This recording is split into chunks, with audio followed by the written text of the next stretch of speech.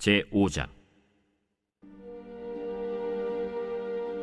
선지자들 곧 선지자 학개와 잇도의 손자 스가랴가 이스라엘의 하나님의 이름으로 유다와 예루살렘에 거주하는 유다 사람들에게 예언하였더니, 이에 스알디엘의 아들 스룹바벨과 요사닥의 아들 예수아가 일어나 예루살렘에 있던 하나님의 성전을 다시 건축하기 시작하매, 하나님의 선지자들이 함께 있어 그들을 돕더니, 그때에 유브라데강 건너편 총독 다뜨네와 스달 보스네와 그들의 동관들이 다 나와 그들에게 이르되, 누가 너희에게 명령하여 이 성전을 건축하고 이 성곽을 마치게 하였느냐 하기로, 우리가 이 건축하는 자의 이름을 아뢰었으나 하나님이 유다 장로들을 돌보셨으므로 그들이 능히 공사를 막지 못하고 이 일을 다리오에게 아뢰고 그 답장이 오기를 기다렸더라.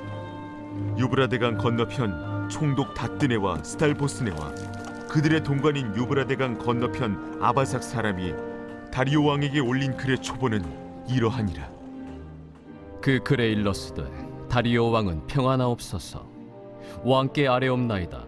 우리가 유다도에 가서 지극히 크신 하나님의 성전에 나아가 본즉, 성전을 큰 돌로 세우며 벽에 나무를 얹고 부지런히 일함으로 공사가 그 손에서 형통하옵기에, 우리가 그 장로들에게 물어보기를, 누가 너희에게 명령하여 이 성전을 건축하고 이 성곽을 마치라고 하였느냐 하고, 우리가 또 그 우두머리들의 이름을 적어 왕에게 아뢰고자 하여 그들의 이름을 물은즉, 그들이 우리에게 대답하여 이르기를, 우리는 천지의 하나님의 종이라.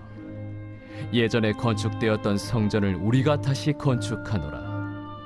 이는 본래 이스라엘의 큰 왕이 건축하여 완공한 것이었으나, 우리 조상들이 하늘에 계신 하나님을 노엽게 하였으므로 하나님이 그들을 갈대아 사람 바벨론 왕 느부갓네살의 손에 넘기심에, 그가 이 성전을 헐며 이 백성을 사로잡아 바벨론으로 옮겼더니, 바벨론 왕 고레스 원년에 고레스 왕이 조서를 내려 하나님의 이 성전을 다시 건축하게 하고, 또 느부갓네살이 예루살렘 하나님의 성전 안에서 금, 은 그릇을 옮겨다가 바벨론 신당에 두었던 것을 고레스 왕이 그 신당에서 꺼내어 그가 세운 총독 세스바살이라고 부르는 자에게 내주고 일러 말하되, 너는 이 그릇들을 가지고 가서 예루살렘 성전에 두고 하나님의 전을 제자리에 건축하라. 이에 이 세스바살이 이르러 예루살렘 하나님의 성전 지대를 놓았고, 그때로부터 지금까지 건축하여 오나 아직도 마치지 못하였다 하였사오니, 이제 왕께서 좋게 여기시거든 바벨론에서 왕의 보물 전각에서 조사하사 과연 고레스 왕이 조서를 내려 하나님의 이 성전을 예루살렘에 다시 건축하라 하셨는지 보시고, 왕은 이 일에 대하여 왕의 기쁘신 뜻을 우리에게 보이소서 하였더라. 제2차 세계대전 중 일본군이 필리핀 마닐라만을 점령했을 때 일입니다. 일본군은 미국 포로들을 수용소로 보내며 모포 한 장 외에는 아무것도 가지고 들어가지 못하게 했습니다. 그런데 한 병사가 폭격으로 부서진 필리핀 교회에서 얻은 성경을 모포 속에 감춰서 들어간 것입니다. 만약 성경을 가지고 수용소로 들어간 것이 발각될 경우 목숨을 잃을 수도 있는 상황이었습니다. 하지만 이 미군 병사는 성경 없이 사느니 차라리 죽음을 택하겠다는 믿음의 용기와 결단으로 성경을 지켰습니다. 수용소 안에서 많은 포로들이 죽어가는 절망의 상황 속에서 그는 성경책 한 권을 의지하여 버텼습니다. 시간이 흘러 포로선을 타고 카바나투안 포로 수용소로 이동하게 되었습니다. 그리고 그곳에 있는 군종 목사에게 성경을 건네주었습니다. 미국 성서 공회의 기록에 의하면 군목들은 질병과 기아로 죽음 직전에 있는 포로들에게 그 성경을 읽어주며 믿음과 용기를 잃지 않게 희망을 전했다고 합니다.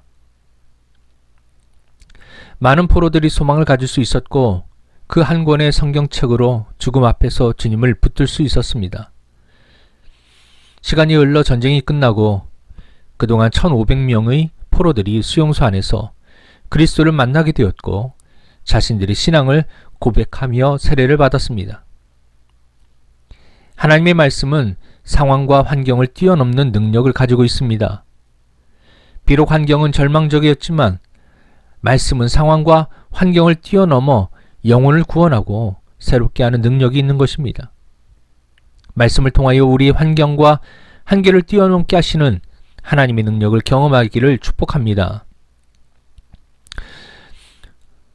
오늘 본문의 말씀은 성전 건축이 멈추어진 지 17년 후의 사건을 다루고 있습니다. 성전 건축은 사마리아인들과 주변의 방해로 멈추게 됩니다. 성전 건축이 멈추자 포로에서 돌아온 이스라엘 백성들은 큰 혼란에 빠졌습니다. 그들은 하나님을 섬기기 위해서 평안한 삶을 포기하고 예루살렘으로 왔는데 그것이 불가능하게 된 것입니다. 그들은 인내하며 하나님을 의지하여 성전 건축을 포기하지 말아야 했는데 그렇지 못했습니다. 바사왕 왕이 성전 건축을 금지한 상황에서 다시 성전 건축을 시작한다는 것은 쉬운 일이 아니었습니다. 백성들은 성전 건축이라는 중요한 사명을 잃어버리고 현실에 순응하며 살아가게 됩니다. 학개서에 보면 이러한 이스라엘 백성들에 대해서 책망하는 말씀이 나옵니다. 학개 1장 4절 말씀을 보면 이 성전이 황폐하거늘 너희가 이때에 판잣집에 거주하는 것이 옳으냐. 기종사를 시작했던 성전은 17년의 시간이 지나면서 다시금 황폐해졌습니다. 그런데 유다 백성들은 판벽한 집에 거주했다고 말씀하고 있습니다. 판벽한 집이란 나무로 만든 고급 집을 말합니다. 하나님의 성전은 뒤로하고 자신들의 집을 짓는 일에만 몰두해 있고 먹고 사는 문제에만 모든 마음을 쏟은 것입니다. 그들은 성전 건축을 자신들의 힘으로 할 수 없다는 무기력감에 빠졌습니다. 영적 무기력은 그들로 하여금 현실에 먹고 사는 문제에만 집중하게 했습니다. 하나님께서는 이러한 유다 백성들에게 학개와 스가랴 선지자를 보냈습니다. 학개와 스가랴 선지자의 예언을 통해 성전 건축을 다시 할 수 있도록 독려하십니다. 예언이란 무엇입니까?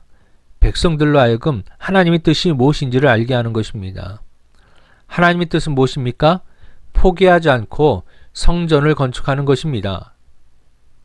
백성들이 성전을 건축하기 위해서 애쓸 때 하나님께서는 유다 백성들과 함께 하시겠다고 약속해 주시는 것입니다. 하나님의 말씀을 통해서 유다 백성들은 다시 힘을 내고 성전을 건축하게 됩니다. 2절 말씀입니다. 이에 스알디엘의 아들 수르바벨과 요사닥의 아들 예수아가 일어나 예루살렘에 있던 하나님의 성전을 다시 건축하기 시작하며 하나님의 선지자들이 함께 있어 그들을 돕더니 수르바벨과 예수아가 다시 힘을 내어 백성들과 함께 성전을 건축할 때에 하나님의 선지자들이 함께 있어 그들을 돕더니 라고 말씀하고 있습니다. 하나님의 선지자들이 그들과 함께해서 도왔다는 것은 하나님이 그들과 함께 하셔서 그들을 도우셨다는 것을 보여줍니다. 하나님께서 함께 하실 때 그들은 성전 건축을 다시 시작할 수 있었습니다. 에스라서에 흐르고 있는 중요한 신앙관이 있습니다. 그것은 하나님께서 이 세상의 주관자라는 것입니다. 아무리 세상의 통치자가 나라가 대단한 것 같아도 결국 하나님이 역사를 주관해 가시는 겁니다. 하나님께서는 세상의 주관자이십니다. 하나님께서 하나님의 방법으로 세상을 다스려 나가십니다. 그렇다면 하나님의 백성들을 다스리시는 방법은 무엇입니까? 말씀입니다. 하나님께서는 말씀을 통해서 성도에게 역사하십니다. 유다 백성들은 학개와 스가랴의 예언의 말씀을 통해서 자신들의 정체성에 대해 확신을 가졌습니다. 12절 말씀에 보면 이렇게 고백합니다. 우리는 천지의 하나님의 종이라. 자신들이 하나님의 종이라는 분명한 정체성을 드러냅니다. 말씀을 통해서 함께 하시는 하나님을 확신할 수 있었던 것입니다.